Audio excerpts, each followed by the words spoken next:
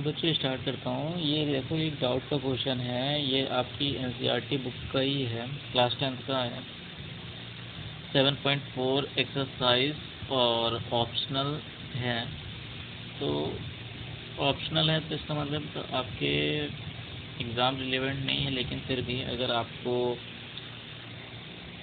अगर मैथ पढ़नी अच्छी लगती है तो आप हर क्वेश्चन को करने की कोशिश ज़रूर करोगे।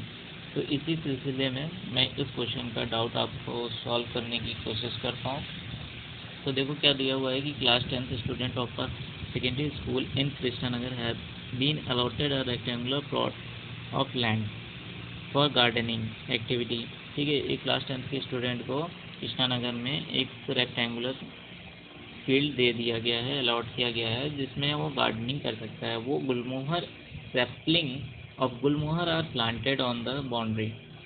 देखो इस तरीके से बाउंड्री में गुलमोहर के पेड़ लगे हुए हैं at a distance of 1 meter, जिसकी डिस्टेंस क्या है, इन दोनों के बीच, दो पेड़ों के बीच की डिस्टेंस है 1 मीटर की। ठीक है, from each other there is a triangular grassy lawn in the plot, जैसे ये वाला।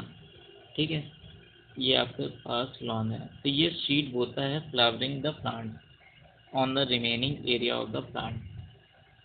तो आपको बताना है कि अगर मैंने इस ए को अगर मैंने ओरिजिन माना तो इस पी क्यू आर के कोऑर्डिनेट वर्टिसेस क्या होंगे।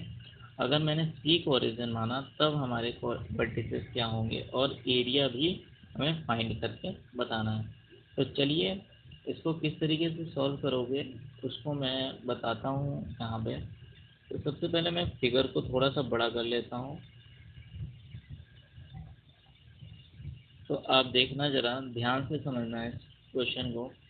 देखो मैं, अगर ये एक, ये दो, ये तीन और ये चार, ये पाँच, इसको मैं इस साइड लिख लूँ तो कोई दिक्कत तो नहीं है। एक, दो, तीन, चार, पाँच, छः, सात। तो यहाँ पे 7 पॉइंट्स है, तो इसका मतलब इस वाले एरिया में भी 7 पॉइंट हो गया। जब मैं सी को ओरिजिन मानूंगा तब के लिए मैं बता रहा हूँ। तो इसी तरीके से यहाँ पे 10 है तो ये 11, ये 11 हो जाएगा, ये 12 हो जाएगा, ये 13 हो जाएगा, ये 14 हो जाएगा और ये 15 हो जाएगा। ठीक है, तो देखो मैं यहाँ पे डायरेक्ट तो आपको नहीं बताऊंगा, लेकिन मैं पूरा बेसिक समझा करके ही आपको बताऊंगा। इसलिए आप अंत तक बने रहना, क्योंकि आप अगर अंत तक बने रहते हो तो आपको ज़रूर ज़रूर और ज़रूर समझ में आएगा। तो हम लोग क्या करते हैं, परपेंडिकुलर डाल देते हैं पी पॉइंट से, तो हमें पॉइंट मिल जाता है पी का क्या, एक्स कॉमा वाई, यानी 4, 6। इसी तरीके से आर पॉइंट से डालते हैं। आप चाहो तो ना डालो, कोई दिक्कत नहीं है, लेकिन आपको समझने में थोड़ी सी तकलीफ हो जाएगी। तो यहाँ से क्या आ गया, 6, 5, ये पॉइंट आ गए। इसी तरीके से जब आप क्यू पॉइंट से डालते हो तो आपके पास यहाँ से मिलता है 3, 2। तो आपको सारे पॉइंट्स मिल गए। तो मैं एक जगह पे लिख देता हूँ ये सारे पॉइंट्स।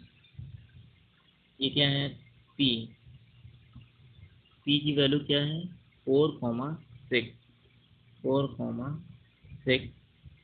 इसी तरीके से क्यू की वैल्यू क्या है, 6, 3, 2, 3, 2। इसी तरीके से आर की वैल्यू क्या है, 6, 5, 6, 5। ठीक है, अब हमें क्या निकालना है, एरिया, इस पी क्यू आर ट्राइंगल का एरिया। तो एरिया निकालने का एक फॉर्मूला आपको याद होगा, आपको पढ़ाया गया होगा क्या, 1/2 x1 y2 minus y3 plus x2 y3 minus y1 plus x3 y1 minus y2। ये आपको फॉर्मूला पढ़ाया गया होगा। तो अब केवल वैल्यू पुट करके रखनी पर है। तो 4 2 - 5 3 5 - 6 4 6 6 - 2। ओके, तो अब आपको पता चल गया यहाँ से कितना आना है, माइनस का 12, यहाँ से कितना आना है माइनस का 3, और यहाँ से कितना आना है 24। तो जब आप इसको सॉल्व करते हो आता है 9/2। यही एरिया है पी क्यू आर का, किसका, पी क्यू आर का। ठीक है, 9/2। इसको और सॉल्व करना चाहो तो इसको लिख सकते हो 4.5।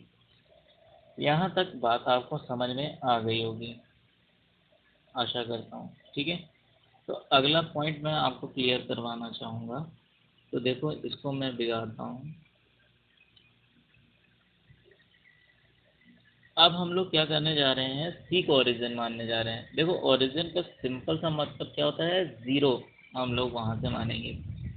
तो अब मैंने बताया आपको कि ये वाला पेड़ आपका 11 है, ये वाला पेड़ आपका 12 है, ये वाला पेड़ 13 है, ये वाला 14 है, ये वाला 15 है। तो जब आप सी को ओरिजिन मान लोगे तो अब आपका ये वाला पेड़ क्या हो जाएगा, 15 हो जाएगा। ठीक है, ये वाला 14 हो जाएगा, ये वाला 13 हो जाएगा, ये वाला 12 हो जाएगा, ये 11 का काम करेगा, ये 10 का काम करेगा। ठीक है, अब हम क्या करते हैं, पॉइंट्स निकालने की कोशिश। तो जब आप यहाँ से डालोगे परपेंडिकुलर, तो अब देखो परपेंडिकुलर अब इसको नहीं लेंगे, अब हम लोग इसको लेंगे।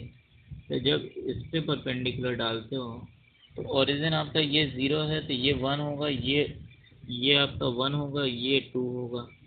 तो अब आपके पास पॉइंट्स क्या आ जाएंगे, 12, 2, यही आएंगे। इसी तरीके से जब आर पे आप डालना चाहोगे तो ये पॉइंट आपको क्या मिलेगा, 10। और जब इस पर इस तरीके से डालोगे तो ये पॉइंट आपको मिलेगा 3। तो 10, 3 मिल गया आपको पॉइंट। ठीक है, ये माइनस नहीं है, ठीक, आप समझो कि माइनस है। इसी तरीके से जब आप क्यू पर डालोगे तो आपको 13 मिलेगा, और यहाँ से आपको क्या मिलने वाला है, अभी आपको यहाँ पे क्या मिल जाता, ये 7 था और ये 6 था। तो अब आपको मिलेगा यहाँ से 13, 6। ये ट्रिक होगी आपको जानने की। ठीक है, तो अब P की वैल्यू क्या आ गई, यहाँ से P की वैल्यू आपके पास 12, 2 आ गई। Q की वैल्यू क्या आ गई, 10, 3, 10, 3 आ गई। और R की वैल्यू क्या आ गई, अच्छा एक चीज़ मैं बता देता हूँ, यहाँ पे एक चीज़ गड़बड़ हो गई। Q की वैल्यू जो है वो है 13, 6, और R की जो वैल्यू है वो हो गई 10, 3। तो पेज बार बार इधर उधर करने पर दिक्कत हो जा रही है। तो अब एरिया ऑफ पी क्यू